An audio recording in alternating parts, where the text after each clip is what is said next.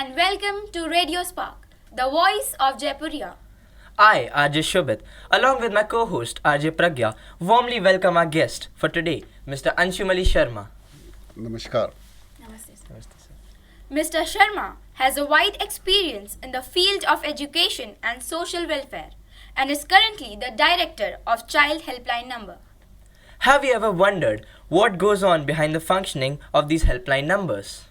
Do you really understand the need and significance of all the helpline numbers around us and how many lives are saved because of the team that works behind it? For all of these questions, we have Mr. Anshumali Sharma here. So, what according to you is a happy childhood? Oh, Shobit, a happy childhood is a childhood in which child is free. Child is treated with affection. Child is treated with love. और ये ज़रूरी है कि उसकी बातों को सुना जाए. Somebody has to listen to children. क्योंकि सबसे बड़ी समस्या तब होती है जब हम बच्चों की बातों को सुनते नहीं हैं, उनको प्यार नहीं करते, उनको समय नहीं देते हैं. तो यदि ऐसा चाइल्डहुड हो जिसमें बच्चे को प्यार किया जाए, उसको समय दिया जाए, उसकी बातों को सुना जाए और उसको कभी कभी अपने मन की भी करने दिया जाए. कभी बहुत रेस्ट्रिक्शंस ना वो बच्चे को खुश नहीं रखते. तो अगर इन चीज़ों का ध्यान रखें तो बच्चा खुश रहेगा. So, sir, you are suggesting that there should be a balance between freedom and restriction, right, sir? Exactly. There should be a balance between freedom and restriction. लेकिन शोभित ना बच्चे को ये लगना चाहिए कि उसको फ्रीडम ज़्यादा मिली है. आप दें या ना दें, that is not important, but he shouldn't feel that he is being compelled to do something and compelled to not to do the other thing. That is the thing. Sir, but if the child is too much free, will it not lead him to a wrong path? प्रेरणा देखो, अगर हम बच्चे को समय दे रहे हैं, है ना, if we are interacting with the child in a proper manner, तो ऐसा नहीं है कि वो रास्ता भटकेगा. ये तब होता है when we don't have time for our children. तब ये होता है कि जब तो फिर बच्चा किस माहौल में बढ़ता है ये देखना पड़ेगा. Understand what the child thinks. Yes. और जब दिक्कत क्या होती है, जब बच्चा हमारे जो सर्वेंट्स हैं उनके माहौल के साथ बड़ा हो रहा है और हम उसे टाइम नहीं दे रहे हैं, तो ऑब्वियसली उसके बिगड़ने के चांसेस बढ़ जाते हैं. लेकिन if we are giving them proper time, quality time, then there is no point कि वो बिगड़े. Yes. That was a great point, sir. Yes. Okay, moving on. Sir, can you please share your comments about social evils like child marriage and child labor? Yeah, child marriage and child labor are two very major problems which the society is facing.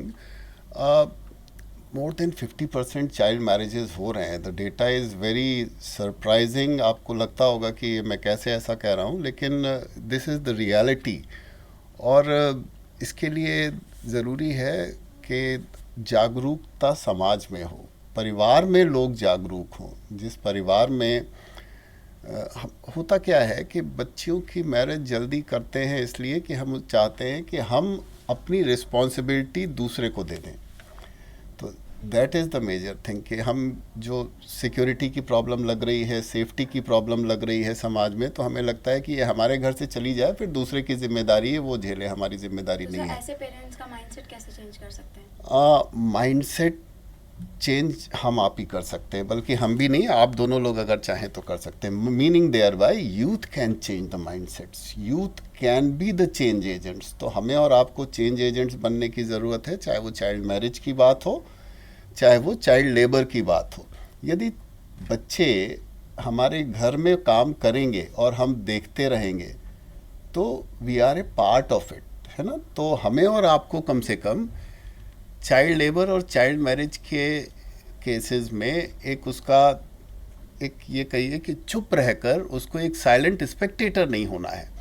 We have to raise our voice, चाहे वो हमारे mummy papa के विरुद्ध हो, चाहे वो हमारे मौसा मौसी के विरुद्ध हो, चाहे वो हमारे पड़ोसी के विरुद्ध हो, चाहे वो हमारे फ्रेंड के विरुद्ध हो। सर लेकिन जो बच्चे मतलब काम करते हैं फोर्सफुली, सर अगर उनके ही दिमाग में है कि उन्हें एजुकेशन नहीं लेनी है और वो जानबूझ के मतलब वो चाहते हैं कि वो जो काम कर रहे हैं उसमें वो खुश हैं, तो सर उन्हें कैसे बदला जाए? मैंने बहुत जगह देखा है कि अगर उनसे कहेंगे भी कि आप पढ़ना नहीं चाहते तो बोलेंगे नहीं, मैं ये जो काम कर रहा हूँ मैं इसमें खुश हूँ, मुझे पढ़ाई नहीं करनी। तो सर ऐसे बच्चों का कैसे माइंड से चेंज कर पाएंगे? देखो बेटा, ऐसा होता है ना कि जो बच्चे हैं शुरुआत तो वो किसी मजबूरी के अंदर करते हैं ना, कि उनके पेरेंट्स बीमार हैं या फिर बहुत गरीब तबके में ये होता है कि 3-4 वर्किंग हैंड्स मिल जाते हैं।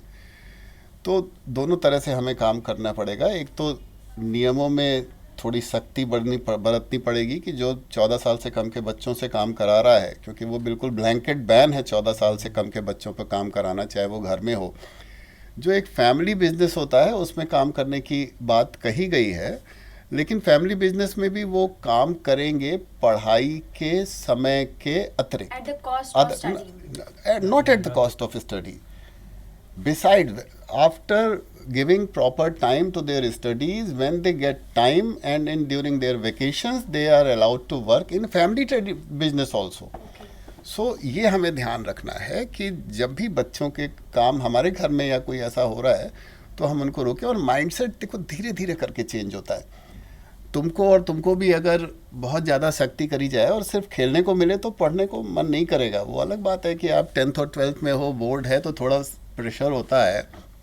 अदरवाइज एक जो इजी वे कंफर्ट जोन में आदमी रहना चाहता है, तो जब हम धीरे धीरे उसको पढ़ाना सिखाते हैं और हम उसके फ़ायदे बताते हैं, है ना, तो हमें बात वही है कि जब उसको एक अच्छा माहौल मिलता है, सकारात्मक माहौल मिलता है, पॉजिटिव माहौल मिलता है, तब वो धीरे धीरे चेंज हो जाता है, अपने कंफर्ट जोन से बाहर निकलता है। तो जैसे हमें और आपको कंफर्ट जोन से बाहर निकलना मुश्किल होता है, वैसे ही उन बच्चों को भी होता है, बल्कि उनको थोड़ा और ज़्यादा मुश्किल होता है उनके लिए। तो we also want to help them in that regard. Okay. तो सर आज भी मतलब किसी पर्टिकुलर स्टेट में ही चाइल्ड मैरिज ज़्यादा हो रही है या फिर ऑल इंडिया की बात हो रही है कि? नहीं, बिल्कुल all India, across the states child marriage is being done.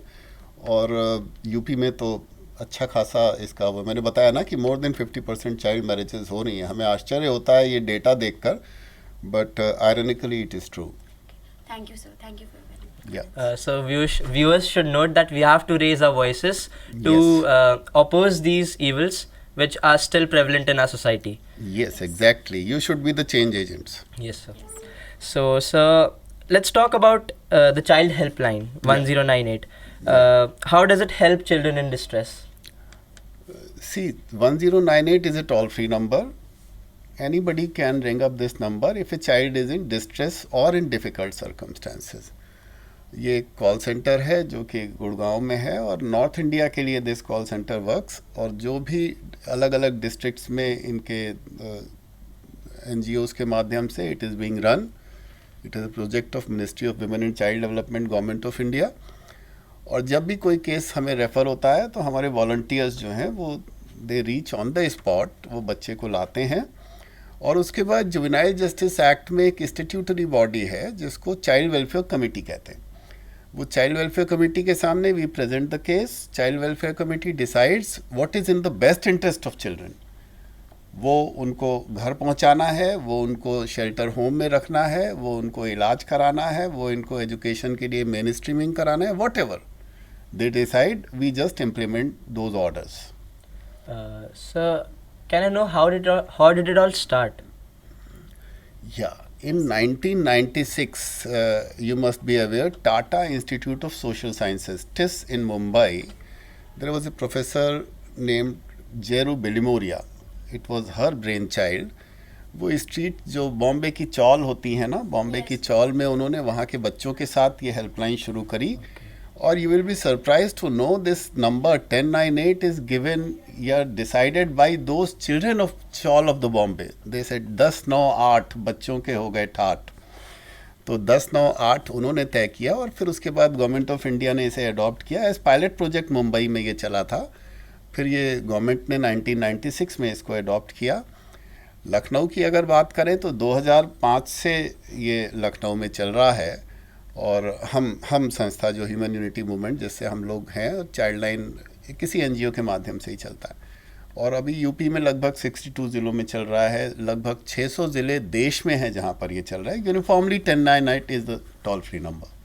तो सर ये 1098 की अवेयरनेस हर एक जगह तक कैसे पहुंचती है? हर बच्चों के मतलब जो एजुकेटेड नहीं है, जो ज़्यादा वो नहीं, तो मतलब उनको कैसे हेल्प करती है, ये कैसे बेटा पहुंचती है? एक तो देखो, हम लोग जो माउथ टू माउथ पहुंचती है, पुलिस के द्वारा पहुंचती है, women and child development department से पहुंचती है। अब अभी जैसे नवंबर आ रहा है, नवंबर में हम लोग चाइल्ड लाइन से दोस्ती वीक मनाते हैं 7 से 14 या 14 से 21 के बीच में। उसमें हम जाते हैं, स्कूलों में जाते हैं, टैक्सी स्टैंड्स में जाते हैं, डिफरेंट सेक्टर्स के लोगों के साथ भी इंटरेक्ट, और हम उन्हें बताते हैं कि ये 1098 नंबर है जिसमें लोग संपर्क कर सकते हैं।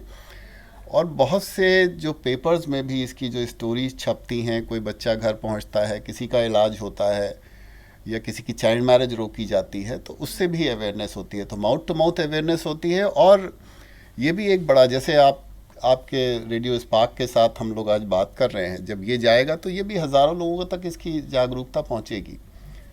और जब हम रिस्पॉन्ड करते हैं, तो जब हम टाइमली रिस्पॉन्ड करने से माउथ टू माउथ अवेयरनेस बहुत तेज़ी के साथ, जब एक भी बच्चे की मदद होती है तो उसके परिवार वाले 10-25 परिवारों में इस बात को बताते हैं कि हमें ऐसे मदद मिली है। Sir has come a long way and he's still going strong, so we can expect more from the child helpline in the coming years. So moving on. Yeah. Sir, your views on child health, like? Child health. Yes, sir. या child health is a major issue. बच्चों में immunisation बहुत ज़रूरी है। 5, क्योंकि अभी आप देख रहे हो ना, चाइल्ड मॉर्टेलिटी बहुत ज़्यादा है यूपी में भी और हिंदुस्तान में भी। तो चाइल्ड मॉर्टेलिटी का कारण क्या है, तो उसमें जब हम देखें और बच्चों के राइट्स के पर्सपेक्टिव में अगर हम बात करें, yes exactly, lack of immunisation, you would say. Immunisation 0 से 5 साल तक के बच्चों को मेजर इम्यूनाइजेशंस हो जाते हैं। तो जब रूटीन इम्यूनाइजेशन का जो टारगेट है हमारा, वो 100% फुलफिल नहीं होता है बहुत से कारणों से। तो रूटीन इम्यूनाइजेशन को स्ट्रेंथन करने की ज़रूरत है। दूसरी चीज़, 0 से 5 साल में बच्चे को प्रॉपर न्यूट्रिशन प्रोवाइड करना ज़रूरी है। तो जब न्यूट्रिशन प्रॉपर नहीं होता है तो माल न्यूट्रिशन हो जाता है। माल न्यूट्रिशन भी यूपी में बहुत से ज़िलों में काफ़ी है। तो इसके लिए ये आवश्यक है कि हम रूटीन इम्यूनाइजेशन का ध्यान रखें, हम माल न्यूट्रिशन को सप्लीमेंट करें, जो उसमें जो न्यूट्रिशनल वैल्यू की चीज़ें। उतना पैसा नहीं है कि वो उनको प्रॉपर न्यूट्रिशन दे पाए, तो फिर सर उन घरों के लिए क्या? Good, very very good question. ये मेजर, क्योंकि ऐसे बहुत से घर हैं जहाँ पर वो जो हम लोगों के जो डिब्बे में पैक्ड चीज़ें आती हैं कॉरपोरेट कल्चर से, वो उन्हें नहीं मिलती। तो वहाँ पर ये ज़रूरी होता है कि हम जो लो कॉस्ट न्यूट्रिशनल वैल्यू की चीज़ें हैं उनको पॉपुलराइज करें। तो अब जैसे अगर जाड़े में बहुत सी सब्जियां हैं, पालक है, गाजर है, शलजम है, चुकंदर है, इन सब से आयरन बढ़ता है, मैग्नीशियम बढ़ता है। फिर उसके अलावा लो कॉस्ट में अगर न्यूट्रिशन वैल्यू की चीज़ करें, जाड़े में मूंगफली बहुत आसानी से मिलती है। पहुंचाई जाती है? यस, हाँ, पहुंचाते भी हैं। जहाँ पे टारगेटेड इंटरवेंशन होता है वहाँ पे पहुंचाते हैं। पर गुड़ और मूंगफली तो हर एक गरीब से गरीब व्यक्ति खा सकता है ना। गुड़ तो बहुत महंगा नहीं है, पर गुड़ बहुत ही लजीज है और बहुत एप्रोप्रिएट है जब हमें न्यूट्रिशन को माल न्यूट्रिशन को ख़त्म करना होता है।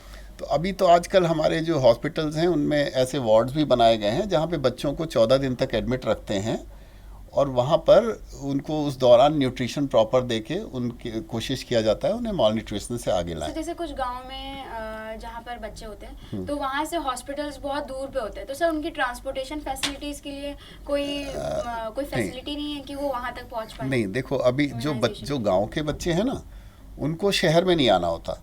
गाँव के बच्चों के लिए प्राथमिक स्वास्थ्य केंद्र होते हैं, प्राइमरी हेल्थ सेंटर है ना, और CHC कम्युनिटी हेल्थ सेंटर, वो गांव के ही आसपास होते हैं। सिर्फ उनसे लिंक करने की ज़रूरत है, वहाँ तक जाने की ज़रूरत है। और एक जो हेल्प आप लोग ये कर सकते हो कि मान लो वो वहाँ जाते हैं और वहाँ पर डॉक्टर्स नहीं मिलते हैं या उनको एप्रोप्रिएट हेल्प नहीं मिलती है, तो ये चीज़ शहर तक जो एप्रोप्रिएट अथॉरिटीज़ हैं, जो मिनिस्टर्स हैं, जो डायरेक्टर्स हैं, जो सेक्रेटरीज़ हैं, उनके पास ये फैक्ट जाना चाहिए, जिससे वो उसे इम्प्लीमेंट करा सकें और लोग अपनी ड्यूटी करें और बच्चों को हेल्दी रख सकें और एनर्जेटिक रख सकें. Thank you, sir. I'm sure the viewers have surely get helped with it. So moving on. So what are the duties of the parents and teachers for ensuring child wellness? Yeah, that is also a very good question. Parents or teacher, as earlier I have mentioned, both should give proper space and time to the children. है ना, proper space और time अगर बच्चों को दे रहे हैं तो उनका holistic development is possible. Right. और जब proper space and time नहीं होता है, then it becomes difficult. So I would request all the parents, all the teachers to give their children, their students proper space and time, and give them an opportunity to grow, bloom in a natural manner, not Right. compel them always to do something X or Y. Let them bloom in their natural way. Right. Thank you, sir, for interacting with us. It was pleasure interacting with you, and we have got to know a lot of interesting facts that will help us and all the viewers in future. So That's घर great. पे बैठे दर्शक, आप हमारी conversation से आप बहुत कुछ जानने को मिला होगा, हम ऐसी आशा रखते हैं और मिलते हैं अगली बार. जी बिल्कुल, धन्यवाद दोनों को. और बस आप सबसे यही आग्रह है कि 1098 बच्चों की मदद के लिए हमेशा याद रखिए, 24 घंटे 365 दिन. धन्यवाद. Thank you.